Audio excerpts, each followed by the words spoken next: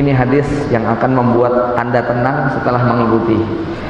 Tapi saya berharap ini tidak membuat Anda jadi salah minum obat, gitu ya. Karena khawatir nanti kalau salah minum obat ini juga bahaya, Pak.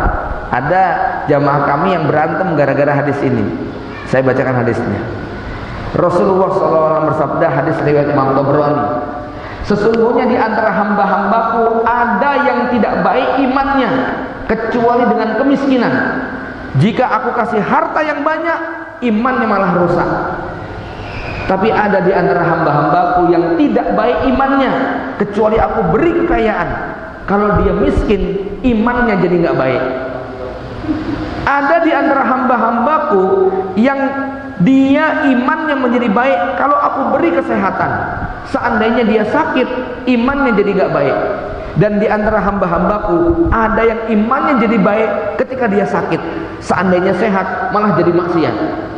Dan sungguh aku, ya, di antara hamba-hambaku ada yang menuntut suatu persoalan dari ibadah, tapi aku tahan dia darinya supaya rasa bangga tidak menyusup ke dalam dirinya.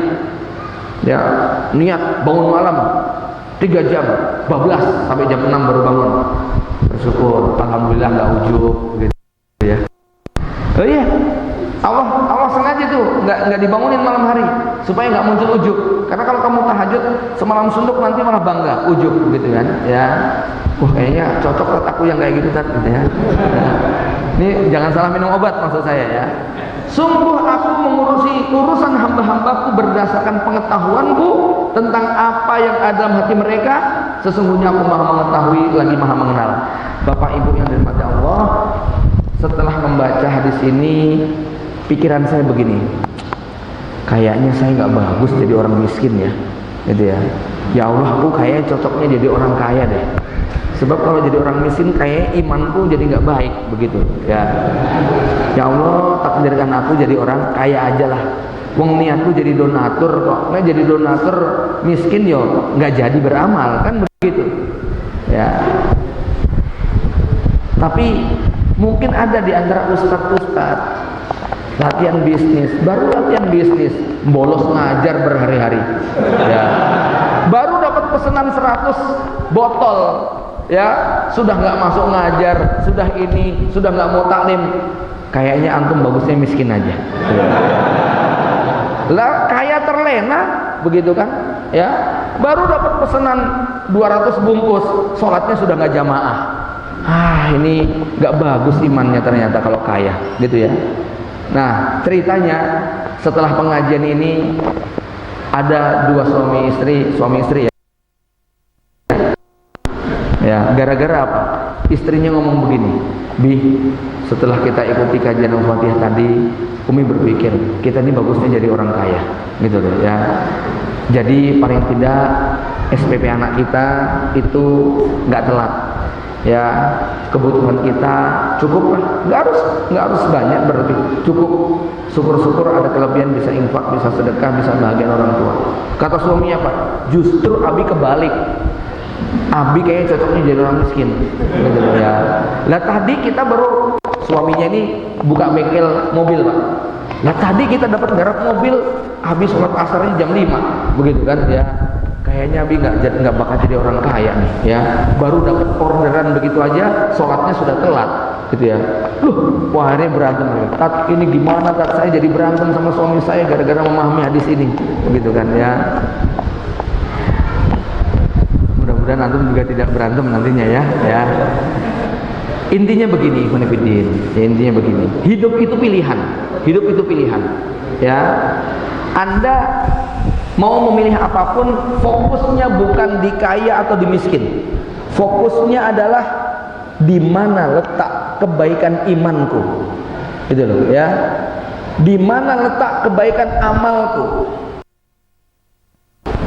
Kayaknya memang bagusnya saya jadi orang kaya, gitu ya. Ya, nggak apa-apa. Kalau dengan menjadi kaya antum jadi kemudian sholatnya di shaf awal, begitu ya. Kenapa? Karena dagangannya sudah diurus sama anak buahnya. Dia sebelum azan sudah. Contohnya Sulaiman Ar-Rajhi. Pernah dengar namanya, Pak? Sulaiman Ar-Rajhi punya perkebunan ribuan hektar. punya perbankan Islami, punya mall, punya ini, punya itu kerjaannya cuma iktikaf saja di masjid, gitu loh ya. Nek muazinnya terlambat, dia yang azan, ya. Terus kerjanya cuma ngaji aja. Nanti akhir bulan tanda tangan, ya. Ya. Tiap Ramadan antum kalau iktikaf di Masjid Nabawi, itu kurma yang dibagi-bagikan kurma dia, gitu kan? Ya. Wakaf dia, masjid yang dia bangun, wah masya Allah ya. Ini miliarder yang triliuner yang waktunya habis untuk di Masjidil Haram. Ya, ini kayaknya impian kita semua nih Pak ya. Ya, kalau bisa kayak gitu kita kayak gitu. Dan memang hati kita jujur kalau disuruh milih menjadi kaya yang bersyukur atau miskin yang sabar, milih mana Pak? Kaya bersyukur. Berarti kayaknya sepakat cocoknya kita jadi orang kaya nggak Pak? Ya. Ya. Nah, tinggal memantaskan diri.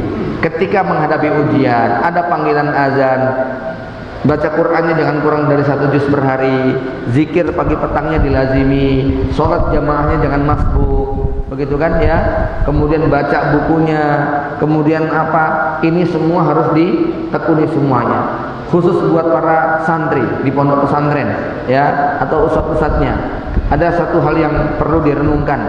Kalau orang itu sekolah di sekolah pariwisata, dia pasti punya cita-cita ingin menjadi, sebutlah kerja di pelayaran. Kalau dia bekerja di kedokteran, pasti dia punya cita-cita pengen jadi dokter. Kalau dia bekerja di komputer, teknik komputer, analis data dan sebagainya, dia pengen bekerja menjadi ahli IT. Selalu begitu. Pertanyaannya, Anda di pondok pesantren lulus pengen jadi apa? Nah, gitu kan ya.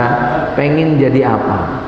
Di sini korelasi antara kaya, bertakwa, terhormat, kaya, ini adalah satu paket doa yang kita minta kepada Allah Subhanahu wa taala.